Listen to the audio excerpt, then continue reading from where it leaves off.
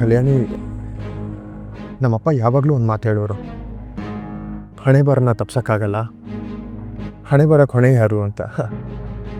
ಹಣೆ ಬರಹ ಅಲ್ಲ, ಕರ್ಮ ಕಾಡುತ್ತೆ, ಕೊಡೋ ಟೈಮಲ್ಲಿ ಕೊಡುತ್ತೆ.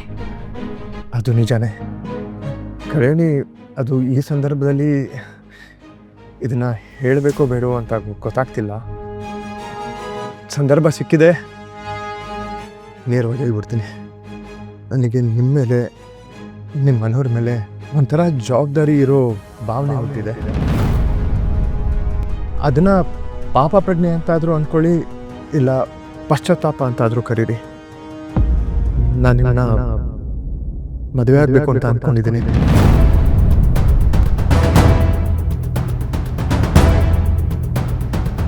ನೀವು ಈಗಲೇ ಉತ್ತರ ಕೊಡಬೇಕು ಅಂತ ನಾನು ಬಲವಂತ ಏನೂ ಮಾಡಲ್ಲ. ಈಗಾಗಿರೋ ಅನಾಹುತಕ್ಕೆ ಇದೊಂದೇ ಸೊಲ್ಯೂಷನ್ ಅಂತ ನನಗನ್ಸ್ತಾ ಇದೆ ಕಲ್ಯಾಣಿ. ಕಾರ್ ನಿಲ್ಸ್ರಿ, ನಿಲ್ಸ್ರಿ ಕಾರ್ನ. ಅಲ್ಲ ಕಲ್ಯಾಣಿ, ಕಲ್ಯಾಣಿ, ನಾನು ತಪ್ಪು ಮಾತಾಡಿದ್ರೆ ಐಮ್ ರಿಯಲಿ ಸಾರಿ. ಪ್ಲೀಸ್ ನನ್ನ ಮಾತು ಕೇಳು. ಈ ಥರ ಮಧ್ಯ ರೋಡಲ್ಲಿ ಕಾರ್ ಒಳಗೆ ಬಂದು ಕೂತ್ಕೋ ಕಲ್ಯಾಣಿ, ಮನೆಗೆ ಡ್ರಾಪ್ ಮಾಡ್ತೀನಿ ಅಷ್ಟೇ. ಒಂದು ಹೆಜ್ಜೆ ಮುಂದೆ ಇಟ್ರೆ ಸರಿ ಇರಲ್ಲ. ದೂರ ದೂರ ನಿಲ್ಬೇಕು. ಹತ್ರ ಬಂದ್ರೆ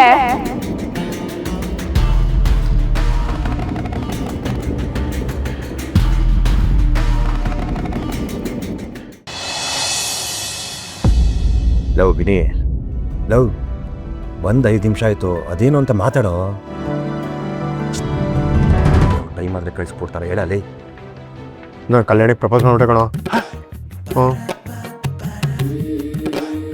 ಹೋ, ಲವ್ ಏನೋ ಹೇಳ್ತಿದ್ಯಾ? ದಾರಿಲಿ ಹೋಗ್ತಾ ಪ್ರಪೋಸ್ ಮಾಡ್ಬಿಟ್ಟೆ ಅಂದರೆ ಅದೇನು ಹೂವಿನ ಗಿಡ ನೆಡ್ತಾಗ?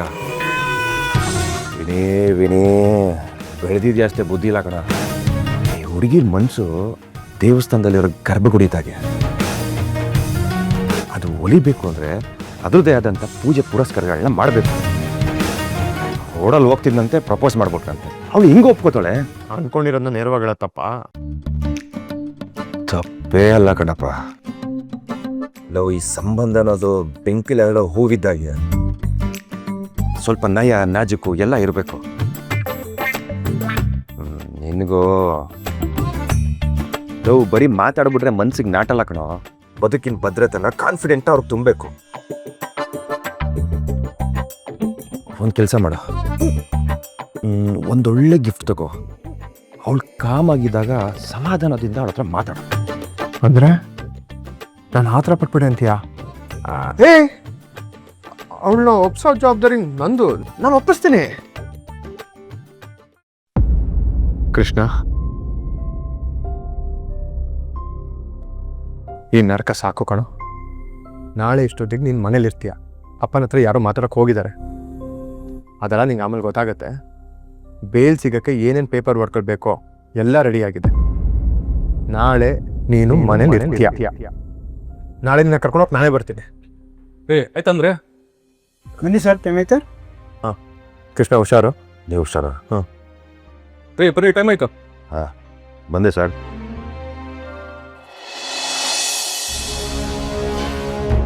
ಅಮ್ಮ, ಒಂದು ಲೋಟ ನೀರು ಕೊಡಮ್ಮ. ಹಾ, ಬಂದೆ ಕಣೆ.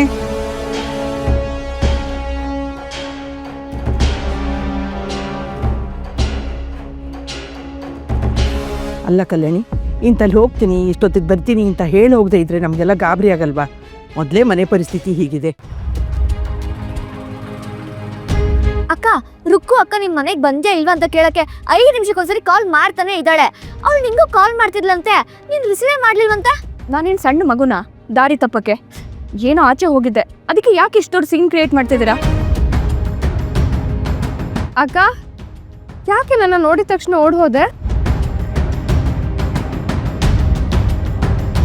ಯಾರು? ನಾನಾ? ನಿಂಗೆಲ್ಲೋ ಭ್ರಮೆ ಇರಬೇಕು. ನಾನು ದೇವಸ್ಥಾನಕ್ಕೆ ಹೋಗಿದ್ದೆ, ವಾಪಸ್ ಬರ್ತಾ ನೀನು ಎಲ್ಲಿದ್ದೆ ಅಂತ ನನಗೇನು ಗೊತ್ತು? ಸುಳ್ಳು ಹೇಳ್ತಿದ್ಯಾ ಅಕ್ಕ? ಸುಳ್ಳ?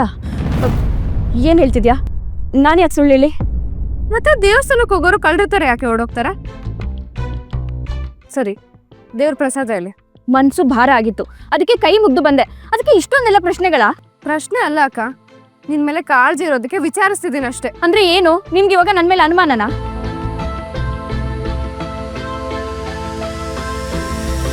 ದೇವಸ್ಥಾನಕ್ಕೆ ಹೋಗಿದ್ದೆ ಅಂತ ಹೇಳ್ತಾ ಇದ್ದೀನಲ್ವಾ, ಯಾಕೆ ಮತ್ತೆ ಅದನ್ನೇ ಕೇಳ್ತಾ ಇದೀಯಾ? ಹೊಗೆ ಆಡ್ತಿರೋ ಕಡೆ ಬೆಂಕಿ ಇರ್ಲೇಬೇಕು ಅಕ್ಕ. ನೆನ್ನೆ ಆಟೋದವ್ರು ಬಂದಿದ್ರು, ಅವ್ರ ಹತ್ರ ಸರಿಯಾಗಿ ಮಾತಾಡದೆ ಕಳಿಸ್ಬಿಟ್ಟೆ. ಇವಾಗ್ಲೂ ಸುಳ್ಳು ಹೇಳ್ತಿದ್ಯಾ? ಏನ್ ಮಾಡ್ತಿದ್ಯಾ ಅಕ್ಕ ನೀನು? ನಿನ್ ತಲೆಯಲ್ಲಿ ಏನ್ ಓಡ್ತಿದೆ? ನನ್ನ ತಲೆಯಲ್ಲಿ 1000 ಓಡ್ತಾ ಇದೆ. ಅದನ್ನೆಲ್ಲ ಕೂತ್ಕೊಂಡು ನಿಂಗೆ ವರದಿ ಒಪ್ಸೋ ಅವಶ್ಯಕತೆ ನನಗಿಲ್ಲ, ನನಗೆ ಪುರ್ಸೋತೋ ಇಲ್ಲ, ಅದನ್ನ ಕೇಳೋ ಅಧಿಕಾರನೂ ನಿನಗಿಲ್ಲ. ದೇವ್ರ ಹತ್ರ ನ್ಯಾಯ ಕೇಳಕ್ ಹೋಗಿದ್ದೆ, ಅಷ್ಟು ಗೊತ್ತಿದ್ರೆ ಸಾಕು. ನನ್ಗೆ ಯಾಕೋ ಇದು ನಿನಗ್ ನೀನೇ ಹಳ್ಳ ತೋಡ್ಕೊಳ್ಳೋ ತರ ಅನ್ನಿಸ್ತಿದೆ ಅಕ್ಕ. ಕೈ ಮೀರೋದ್ಮೇಲೆ ಕಣ್ಣೀರಾಕಿ ಏನು ಪ್ರಯೋಜನ ಇಲ್ಲ ಅಕ್ಕ. ನೋಡಕ್ಕ, ನೀನು ಯಾವ್ದ್ರ ಬಗ್ಗೆನೂ ತಲೆ ಕೆಡ್ಸ್ಕೊಳ್ಬೇಡ. ಕಾಲ ಎಲ್ಲದಕ್ಕೂ ಉತ್ತರ ಕೊಡುತ್ತೆ. ಉತ್ತರ ಕೊಡುತ್ತೆ, ಆದ್ರೆ ನ್ಯಾಯ ಕೊಡುತ್ತಾ? ಕರ್ಮ ಕಾಪಾಡುತ್ತಕ್ಕ.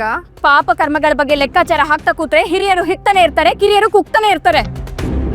ಏನೇ ಅಕ್ಕ ಆಗಿದೆ ನಿನ್ಗೆ? ಏನೇ ಮಾತಾಡ್ತಿದ್ಯಾ? ತಲೆ ಕೆಟ್ಟಿದೆ ಅನ್ಕೋ. ಹೌದು, ನನ್ನ ವಿಷಯಕ್ಕೆ ಯಾಕೆ ನೀನು ಮೂಗು ತೋರಿಸ್ತಾ ಇದ್ಯಾ?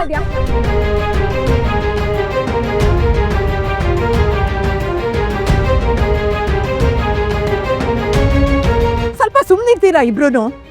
ಮೊದಲೇ ಮನೇಲಿ ನೆಮ್ಮದಿ ಇಲ್ಲ, ಈ ಥರ ಜಗಳಾಡಿ ಇರೋ ಅಲ್ಪ ಸ್ವಲ್ಪ ಜೀವನು ಹಿಂಗೆ ಬಿಡಬೇಡಿ. ರುಕು, ನೀನು ಸ್ವಲ್ಪ ಸುಮ್ಮನಿರು. ಕಲ್ಯಾಣಿ, ನೀನು ಒಳಗೆ ಹೋಗು. ಮಂಜು ನೆರಳಲ್ಲಿ ಬೆಳೆದಿರೋ ಮಕ್ಕಳು ನೀವು. ಯಾರು ಯಾವತ್ತೂ ತಪ್ಪು ಮಾಡಲ್ಲ ಅಂತ ನನಗೆ ಗೊತ್ತಿದೆ. ಕಲ್ಯಾಣಿ, ಹೋಗು ಅಂದೆ. ರುಕು, ನೀನು ಸಾಮಾನು ತಗೊಂಡು ಬಾ, ಹೋಗು.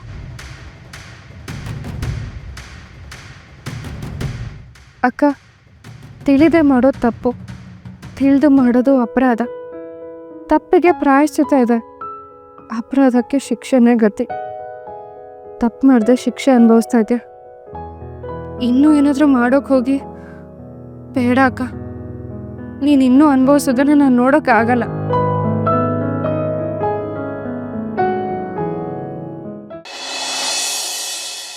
ನೋಡಿ ಬಾಲು ಅವರೇ, ಹರಿಯೋ ನೀರಲ್ಲಿ ಕಾಲು ತೊಳ್ಕೊಬೋದೇ ಹೊರತು ಹರಿದು ಹೋದ್ಮೇಲೆ ಅದರಲ್ಲಿ ಹಳ್ಳ ಹಿಡಿಯೋದಕ್ಕೆ ಹೋದ್ರೆ ಯಾವ ಪ್ರಯೋಜನವೂ ಇಲ್ಲ. ಈ ಸಂಬಂಧನ ಗಟ್ಟಿ ಮಾಡ್ಕೊಳ್ಳಿ.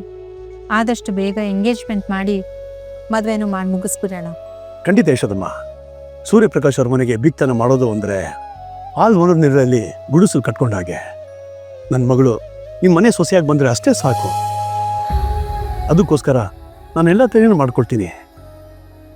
ಯಶೋದಮ್ಮನವ್ರೆ, ನಮ್ಮ ಸಂಬಂಧ ಏನಾದ್ರು ಫೈಲ್ ಅದಾದರೆ ಈ ಸತಿ ಅಸೋಸಿಯೇಷನ್ ಎಲೆಕ್ಷನಲ್ಲಿ ಸೂರ್ಯಪ್ರಕಾಶ್ ಅವ್ರನ್ನ ಗೆಲ್ಲಿಸೋ ಜವಾಬ್ದಾರಿ ನಂದು.